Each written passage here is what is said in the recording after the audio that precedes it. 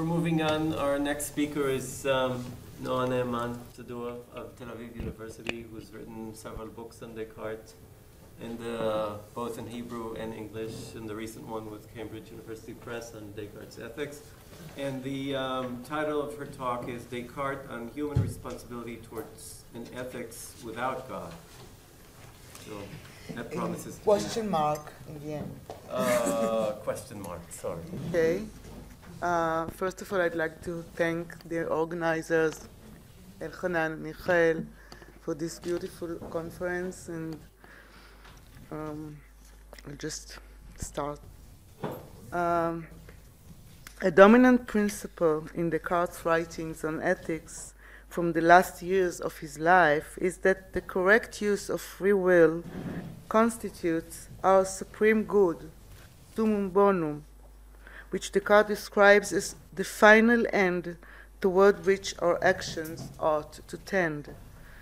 Though this principle, as I show elsewhere, does not become explicit until Descartes' ethical writings of 1645 to 1649, it is already in epistemology and ethics.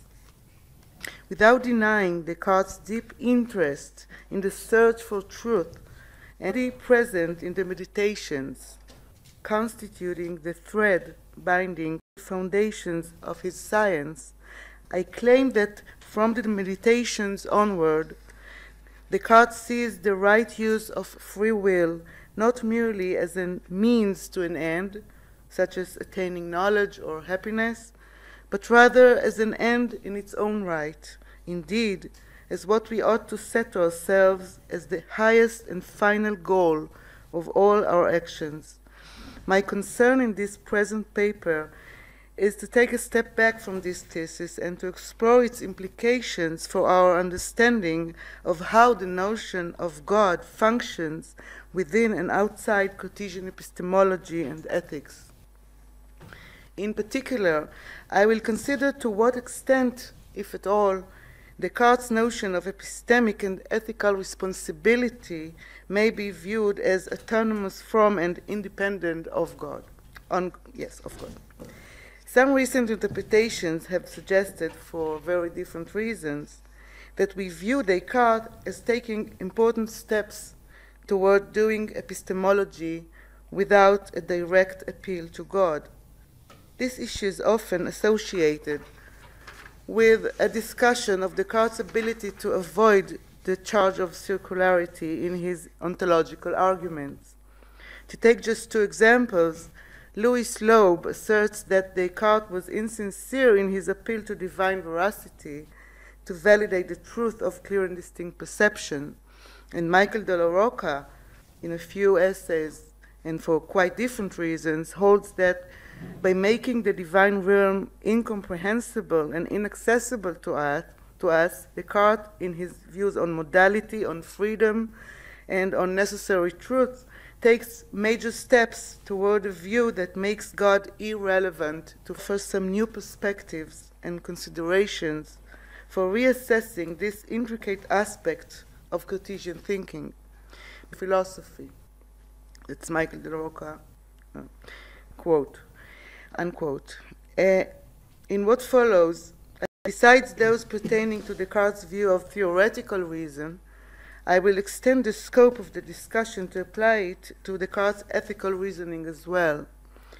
As I show, to attain a comprehensive perspective on the issue, we need to look at Descartes' project as a whole and consider his general conception of reason, both theoretical and practical.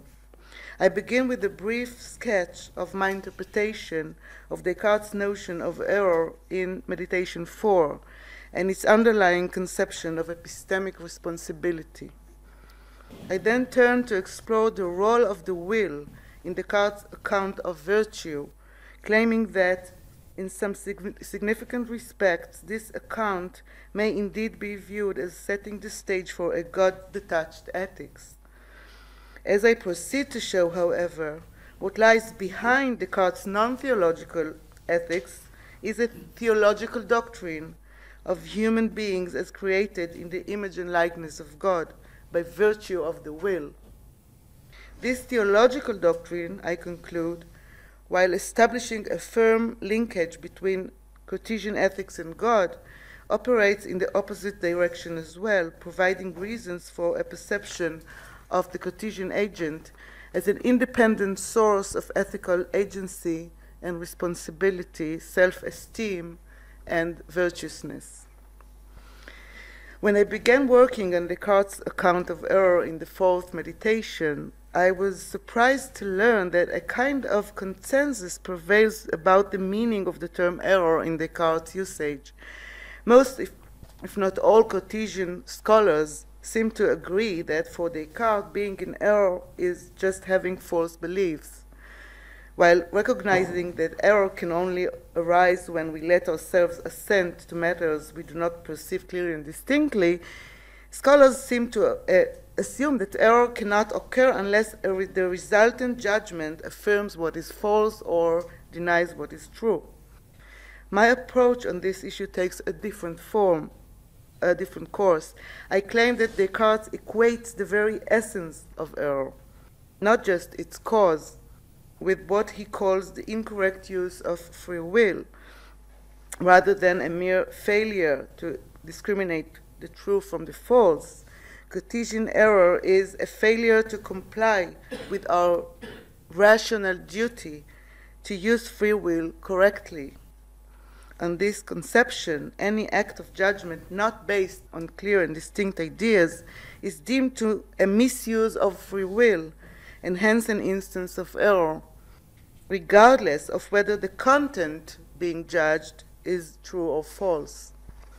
Descartes' fullest account of the essence of error appears in the passage from Meditation 4, where he examines possible attitudes of the will toward confused and obscure perceptions occurring in the mind. This is quote number 1 in your handouts. If I go for the alternative which is false, then obviously I shall be in error. If I take the other side, then it is by pure chance that I arrive at the truth, and I shall still be at fault, non ideo culpa carebo. That is, I shall incur an error accompanied by guilt, since it is clear by the natural light that the perception of the intellect should always precede the determination of the will. In this incorrect use of free will may be found the deprivation which constitutes the essence of error. The guilt lies in what constitutes the very essence of error, the misuse of free will by failing to comply with our rational duty never to make judgment on the basis of confused or obscure perceptions. Any violation of this rational duty constitutes an instance of error, irrespective of the content to which we apply the operation of judgment. Descartes reaffirms this in the concluding sentence of the passage. In this incorrect use of free will may be found, in Latin, ines, which I think should be rendered as is found, or in hers, or resides, the privation which constitutes the essence of error. I will not dwell here on the Cartesian notion of error as privation, and will only remark that unlike mere ignorance, which is purely negative, error for Descartes, and this is quote number 2, is a privation or lack of some knowledge, cognitio, which somehow should be in me. As such, it involves both negative and positive elements. The positive element of error is the operation of judgment, and its negative element is the absence of clear and distinct cognitio that the agent should have possessed while exercising her power of judgment, and not an absence of truth, as most scholars contend. Cartesian error is thus a lack of cognitio that the agent should have possessed, given her own unjustified claim to knowledge. The privative essence of error lies in the operation of judgment and not in the propositional content to which this operation applies. Descartes' account of error shifts the focus from the truth value of the content of our judgments to the question of how we employ our faculty of choice. Its key notions are use and misuse of free will rather than falsity and truth. Underlying this account of error, I argue, is a conception of rationality, which is the ontological and non-consequentialist. On this conception, the boundary separating the right from the wrong, the rational from the irrational, lies exactly between those cases where we refrain from misusing the will and those where we do not.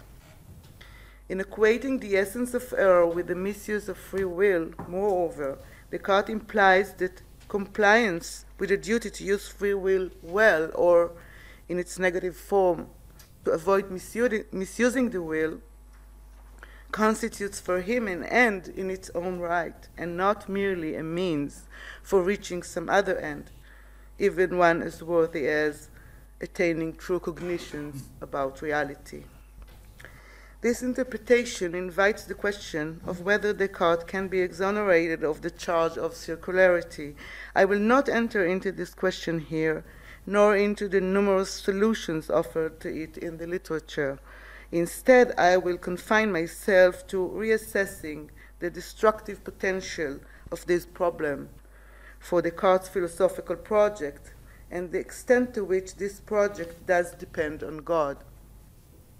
To be sure, I take it that Descartes was deeply and genuinely interested in attaining the truth, and not only in reaching psychological or even normative certainty, or indeed unshakable convictions, as some scholars have suggested. Moreover, in contrary to Michael de la Rocca, I think Descartes held a correspondence theory of truth rather than a coherence theory.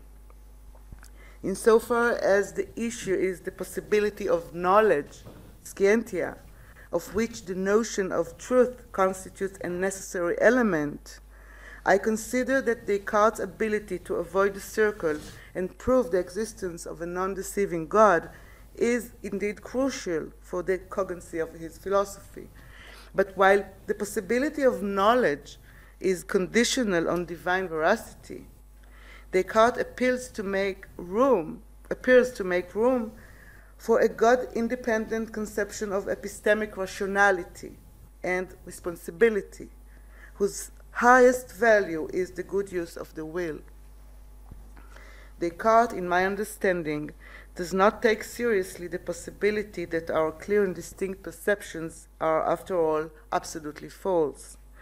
But when confronted with the objection that God might frequently deceive us and still be considered omnibenevolent in the second objections, Descartes does not reject this possibility outright, but famously argues instead that it need not bother us, since we neither believe in it nor have even the smallest suspicion of it. This is quote number 3. Insofar as we attain such perfect certainty, he states, there are no further questions for us to ask. We have everything that we could reasonably want. The key to the understanding of this challenging passage, I claim, is Descartes' ontological and non-consequentialist approach. Even if it were true that our most certain perceptions might be absolutely false, we would not be considered irrational for assenting to them. On the contrary, in so doing, we would deserve moral praise for using our free will well, despite the possibility that we are holding false beliefs. Human rationality, in a significant respect, does not hinge on our prospects of attaining the truth. In complying with our duty to use free will well, we are realizing the truth-independent value of self-mastery, judging and acting in accordance with internal standards rather than being activated from the outside. Hence, even if we are misled and our clear and distinct ideas are in fact false, this does not undermine the brute fact that our will, in this very moment of self-illumination, determines itself entirely from within, moving itself on the basis of the mind's complete understanding of its own mental contents. This conception entails significant implications for the kind of responsibility we bear for our judgments and beliefs, independently of our prospects of attaining absolute truths. In freeing rationality from external standards, this conception creates a new meaning and a new place for autonomous subjectivity without thereby abandoning its full commitment to the search for absolute truth. In Descartes' writing on ethics, notably his 1645 to 1649 correspondence and the passions of the soul, the deontological and non-consequentialist approach is formulated even more explicitly. Descartes is aware that life often demands that we decide and act although lacking evident knowledge, and that absolute certainty might be unattainable in the practical domain. Therefore, in applying the duty to use free will well to practical decision-making, Descartes tempers the content of this duty, but still retains its privileged standing as an exclusive standard for the normative evaluation of our choices, and as what ought to be our highest and ultimate end. Descartes' ethical writings do not include a comprehensive set of ideals of character or first-order rules for action, as we might expect. Rather, he typically places at the center of his moral system a single, second-order duty to practice virtue, which he identifies with the good use of the will. Early in his correspondence with Princess Elizabeth, Descartes presents to her his innovative definition of virtue, la vertu, quotations number 4 and 5 in the handout, as a firm and constant resolution to carry out whatever reason recommends without being diverted by passions or appetites.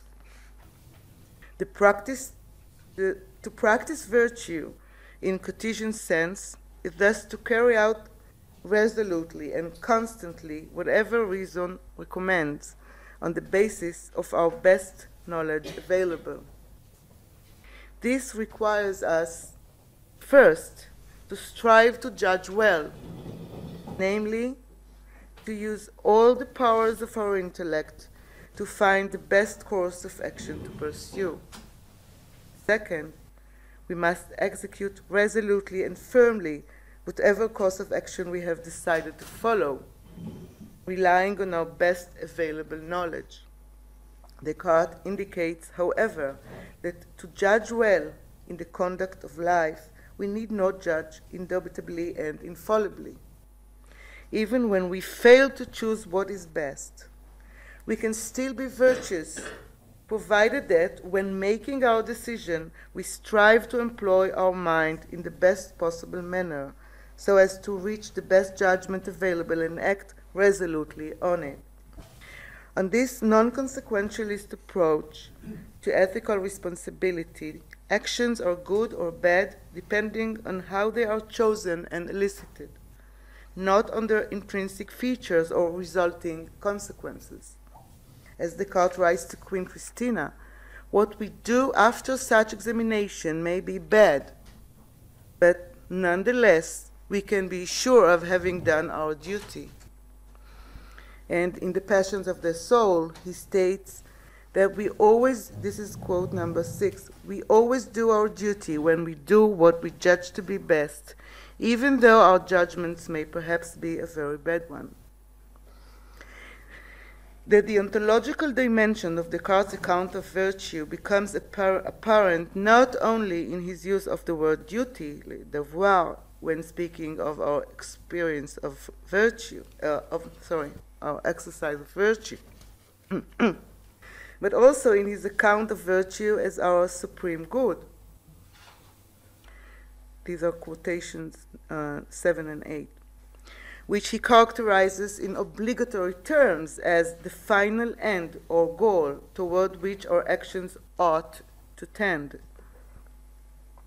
Although happiness is the natural and immediate consequence of being virtuous, Descartes follows his Stoic predecessors in asserting that happiness is not the supreme good, but presupposes it, being the contentment or satisfaction of the mind which result from possessing it. Quotation number 8 and 9.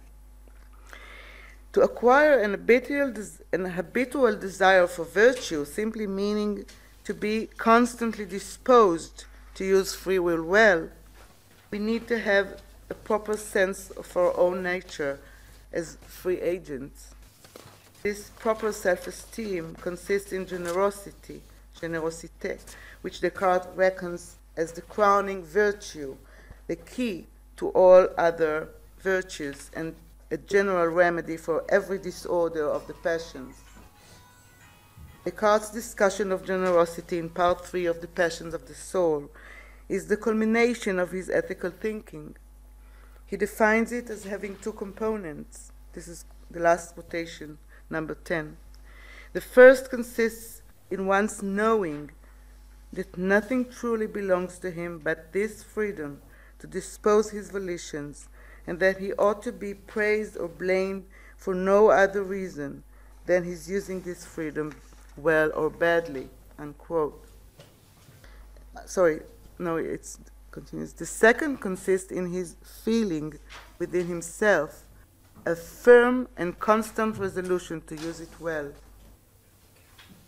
The connection between the two elements is apparent.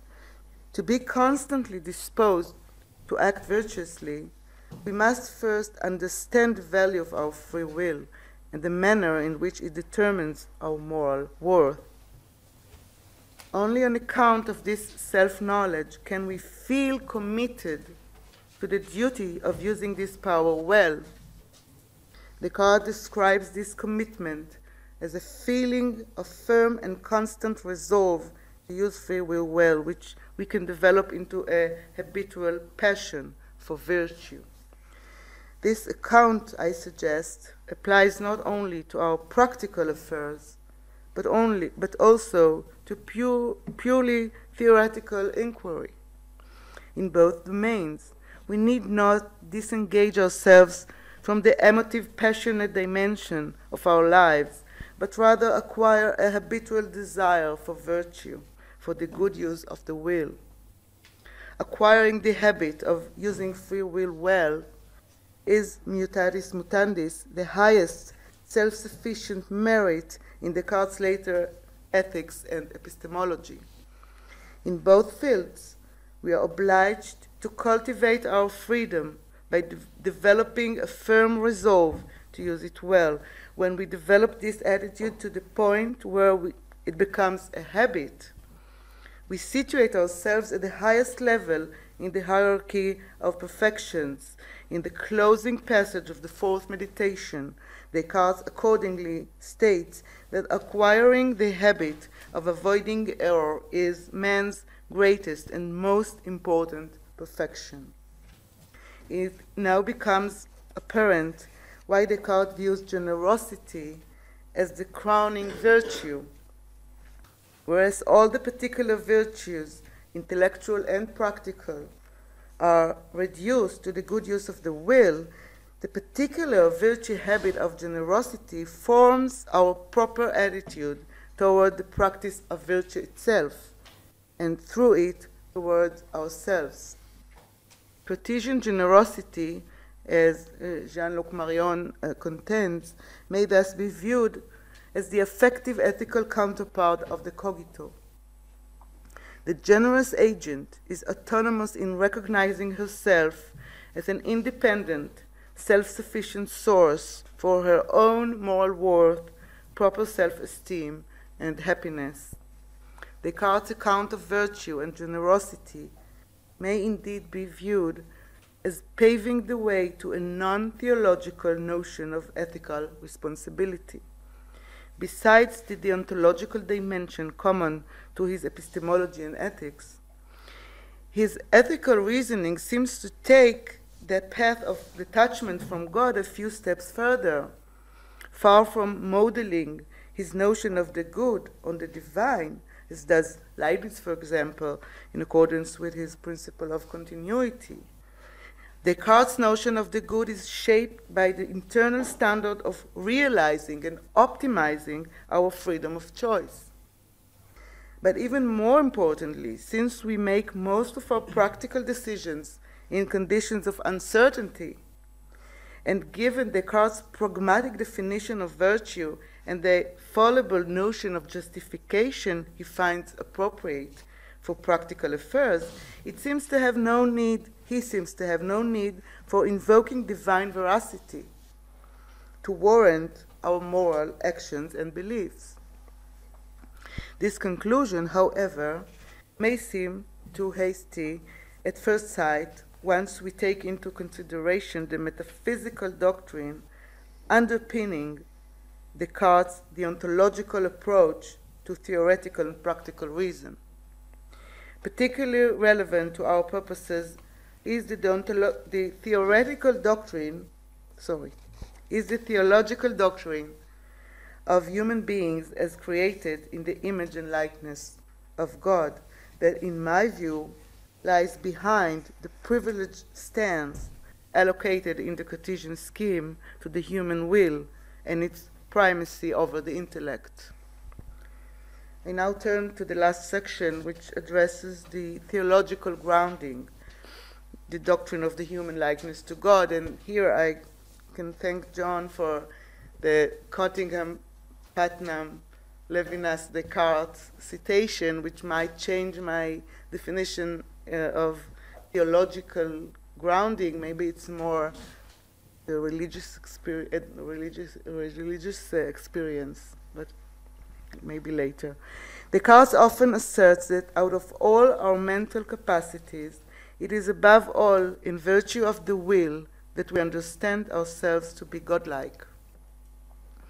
He clarifies that we feel ourselves godlike not only on account of the infinite scope of our will, but also through the manner in which we experience its essence.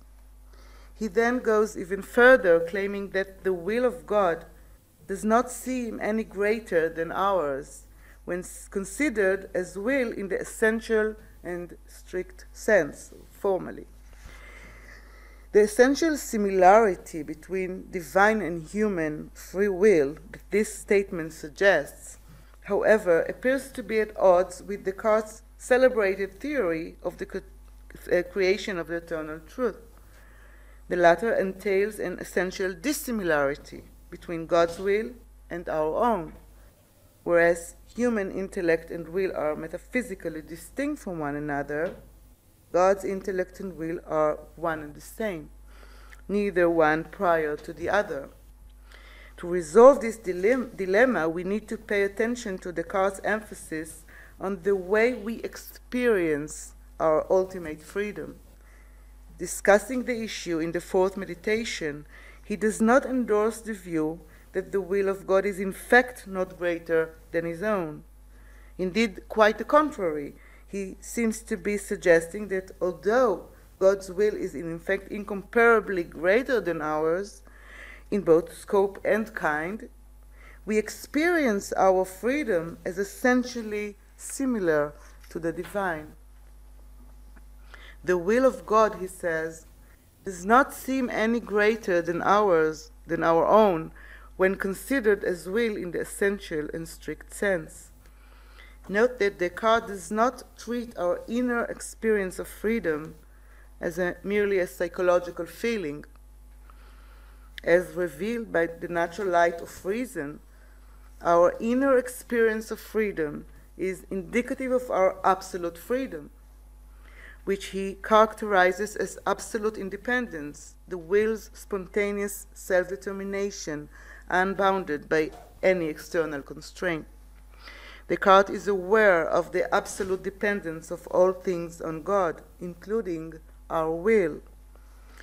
Yet he regards both our absolute freedom and divine preordination as self-evident, saying that their reconciliation is beyond our grasp. Descartes writes to Elizabeth that the independence which we experience and feel in ourselves, and which suffices to make our action praiseworthy or blameworthy, is not incompatible with a dependence of quite another kind, whereby all things are subject to God. What is striking about this statement is that our inner awareness of freedom is said to be not only necessary but also sufficient to make our actions susceptible of moral praise or blame. This approach renders us, human beings, an independent source of our moral agency and responsibility. By virtue of our self-evident experience of freedom, revealed to us by the natural light of reason, we establish our own standing as moral agents, despite our ultimate dependence on God. When discussing this issue, Descartes usually invokes the incomprehensibility of God's nature and working. In my understanding, however, far from invoking a coherence theory of truth as de la Rocca suggests, the incomprehensibility of God allows Descartes to ascribe normative status to our self-experience of freedom as an independent source of our moral agency and responsibility. Descartes insists that while we can understand God and acquire a clear and distinct idea of the infinite, we cannot grasp or comprehend God, precisely because we cannot attend to all his attributes and hold them simultaneously in one thought. Descartes accordingly asserts that we cannot comprehend God's unity and simplicity, and that we therefore, fall short of understanding exactly how it happens that God's action in being perfectly simple is both completely necessary and free. But while we cannot exactly understand this riddle, we can feel or experience something analogous to it. The manner in which we understand God's freedom emerges as strikingly similar to our own experience of freedom, whenever our will, in perfect accordance with its nature, operates at optimal levels of spontaneity and freedom. When the light of the intellect shines in its full intensity, we are not experiencing our intellect as prior to our will, and thus as compelling it to action. Rather, we feel our intellect and our will as mutually inseparable, in a way resembling our understanding of the unity between the intellect and will in God.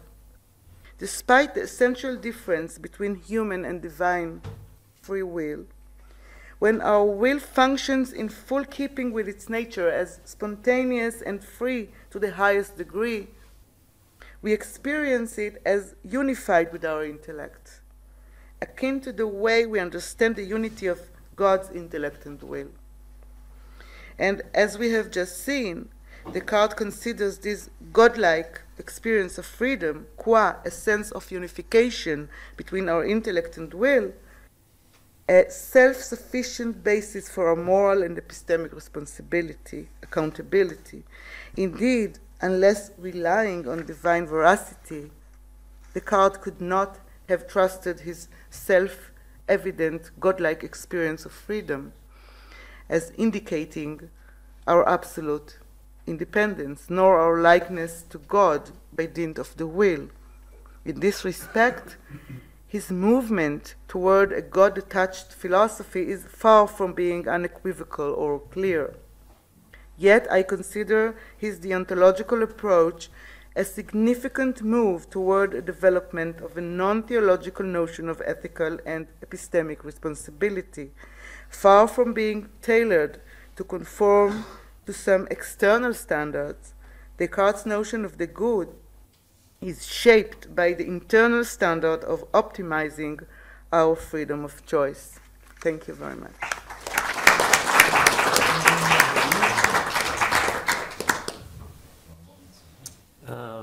Yes, please. Yeah.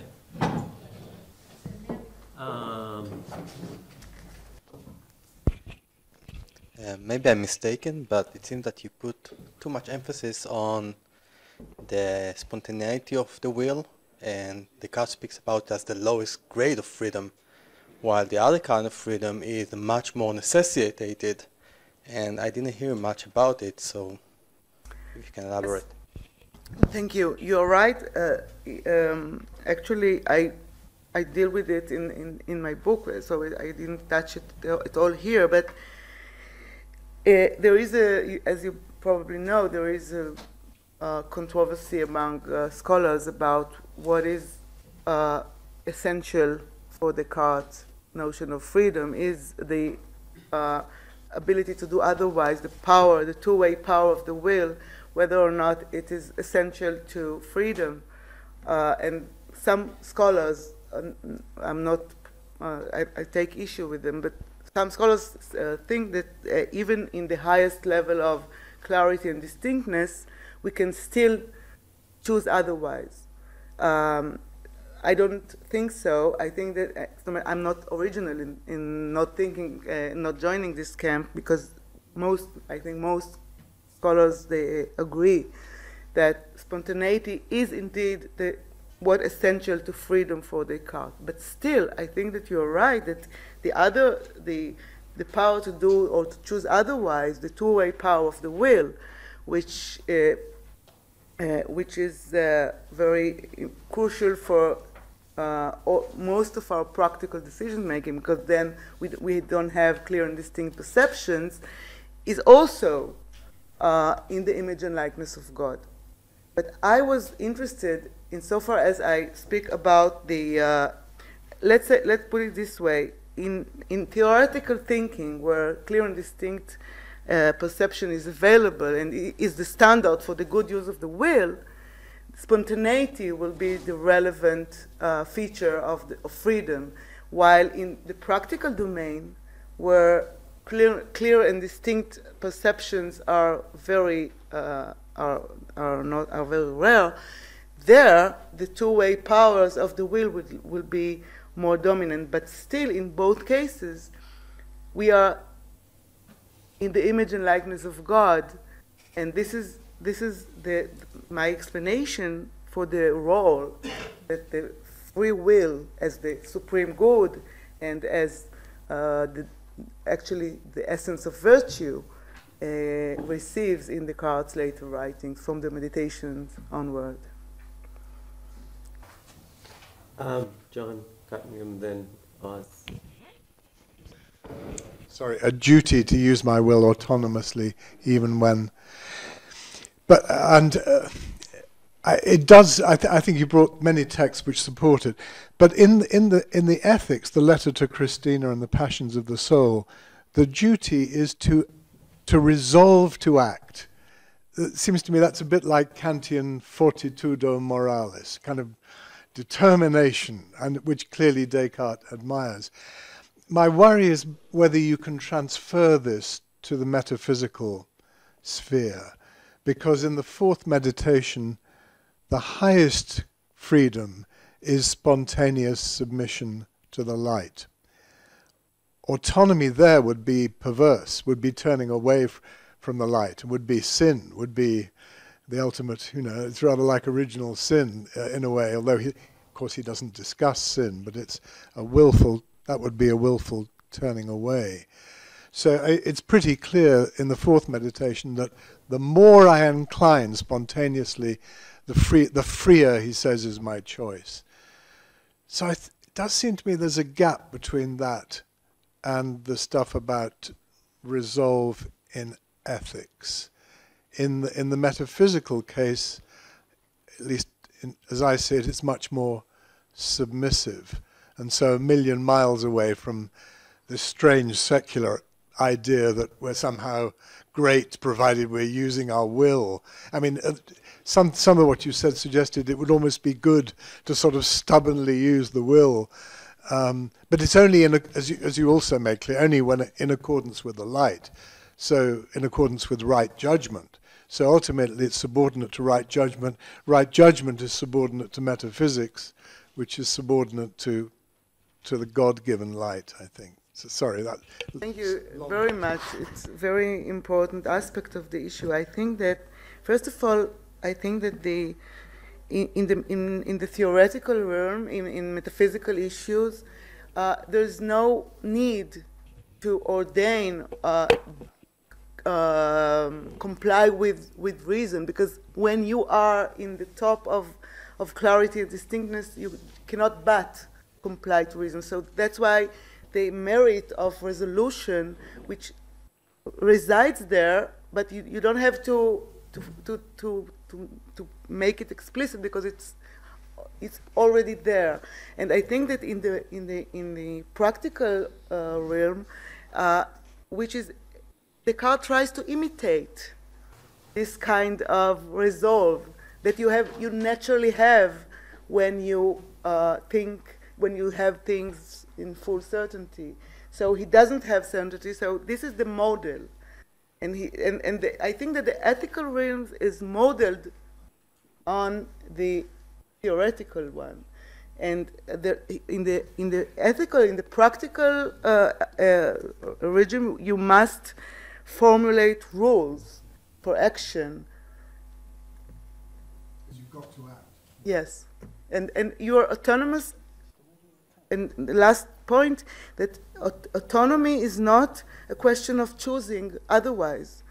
You are the highest grade of autonomy you reach when you cannot choose otherwise. So it's not that autonomy is I don't think that Descartes in this way. I think that Spinoza follows Descartes in understanding that what really essential for freedom is not this ability to do otherwise, which is an indication or symptom of ignorance.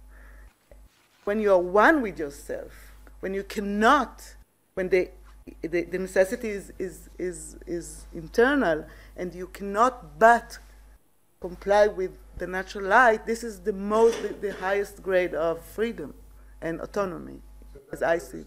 Yes, yes. Hi. Thanks for really thought-provoking paper. And I have two questions. One is somewhat, I don't know if technical, but a clarification, and the other some more speculative.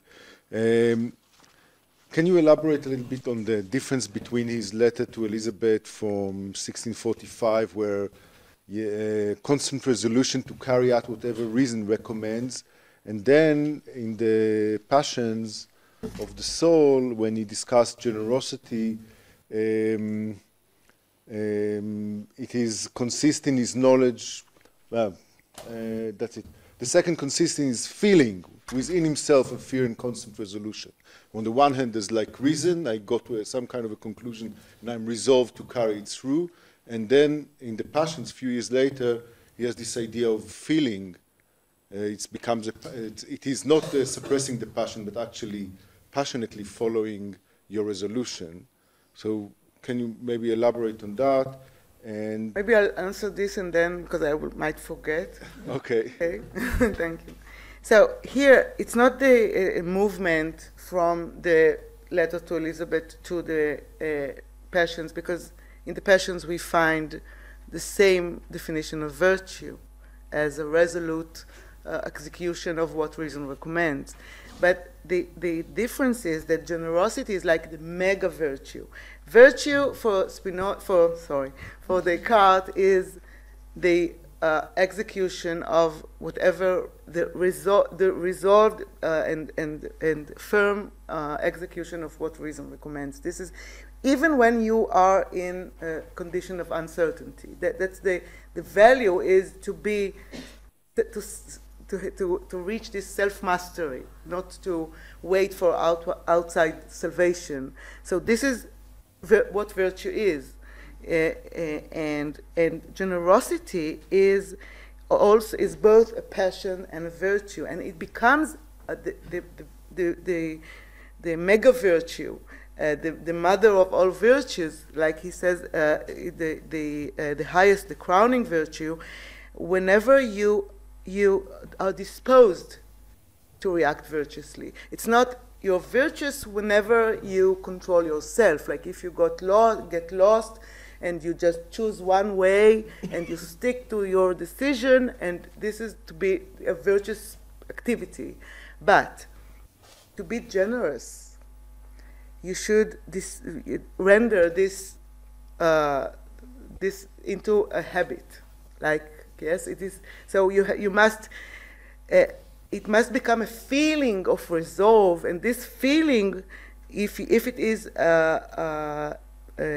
not only a passion of generosity, but also a virtue of generosity, this feeling becomes a disposition, your second nature, which you always choose to act like this. Now, this feeling is what, the way I see it, is just the commitment to be virtuous. It's not only that I acted in this local occasion, but I'm now committed to the good use of the will. And this makes me generous, not only virtuous. I still see sort of a development, at least. I don't know if I don't think, probably not contradiction, but a development from there to there. There's a sort of where the passions are more active, where in the first formulation they are to be suppressed and not without being diverted by passion. It becomes something that can be positively applied to act virtuously. The second question, which is more speculative, then following this, your discussion about God and ethic without God and generosity, I kind of start to think, can God be generous? Can God be generous? Because it seems that generosity is something knowing my own limits, to be the self-esteem as highest as possible, that is, to know exactly where my self-esteem ends so I can meet somebody else and be generous towards her or him. Whereas God has no limit to his self-esteem, I guess. That's just a speculative. I call for speculation. The question is whether God can dispose his volitions, because it's for God. Think the power, thinking, choosing, and acting is one action. Is one. So, as far as I can see it, God cannot be considered generous because he has no reason to. He cannot do otherwise, but and maybe I don't know. I don't think so, but. I think that it's similar to the question whether God can overcome his passions, or can God overcome error, or something like this. I think that this is not irrelevant for an entity who has no struggle with the passions. I think this notion of generosity has meaning only when applied to human beings that have this struggle, this ongoing struggle. So actually, maybe it's actually following your line of thought that what Descartes proposes is our ethic without the need of divine sanction. No, I was hoping to expose the complexity of the issue. I'm not saying that Descartes has secular ethics, not at all. Secular, but I think that there is a problem to put Descartes and Leibniz like in the same scale and say that, because Descartes' notion of the good is not divine. But still, the place he gives to the good use of the will in both the meditations and in the ethical writings underlying this attitude is I don't know if it's theological, because for me I thank John for his note about the relation between theology and religion. It's not the same. I'm not sure, because for me the experience of freedom is something very close to religious experience. So I'm not sure if it's theological grounding or religious, but it's something which is not detached from God.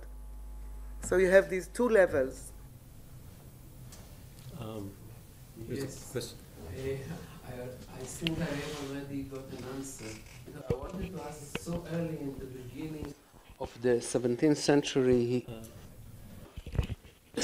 he diminishes the status of God.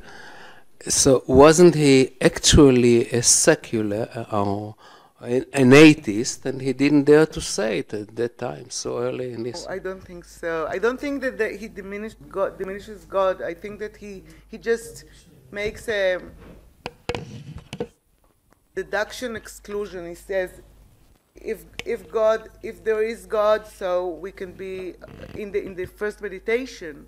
There's no sign for dismission. He just said that either if God exists or not, the conclusion is that we might be deceived.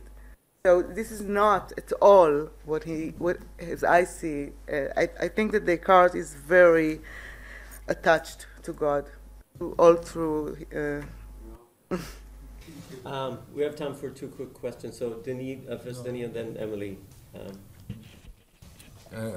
Thanks for all this talk. Maybe I beg your pardon if I didn't pay attention to everything. But would you say that the fact that we have to use well the faculties God has given to us, would you say that it is a demand, a command from God, or a metaphysical truth? No, it's a command, because you cannot obey to this duty. It's a rational duty, and it can be irrational if you because if this is a truth which is included in the series of metaphysical truths uncovered by the meditations. You mean the truth, yes. The duty? It's the conclusion of the fourth meditation. Yes, but you have a duty and you have the freedom not to obey. If otherwise, error would not be possible. Maybe, but when it is concluded at the end of the fourth meditation, it is obvious that the resolution is taken. To avoid error? Yes, to use well of. But still, we fail. Faculties. But still, we fail. We fail, but we have to work hard in order not to fail. Because of course. It's not easy to avoid judgment whenever we lack realistic ideas. But it seems to me that in Descartes, this dimension of demand or command is left aside. Yes. And in the letter to Elizabeth of September 15, 1645,